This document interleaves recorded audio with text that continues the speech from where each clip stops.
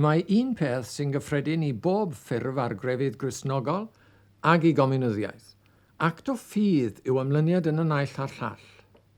Credu fod Duw y mae'r Cristion, a'i fod yn llywyddu ar gwrs dyn ar bydysawd ac wedi ymyrraeth ynddynt. Credu fod hanes yn arwain yn anochel i baradwys ddynol yn y dyfodol y mae'r comiwnydd, ac mae'r rhan dynion i'w cydymroi i frysio'r datblygiad anorfod. Gall y comiwnydd ganu gyda'r Cristion dros y bryniau tywyll niwlog yn dawel fenaid edrych draw ar addewidion sydd i esgor ar ryw ddyddiau braf gerllaw, ond heb ddisgwyl cael gweld y bore wawr, ond yn unig drwy ffydd.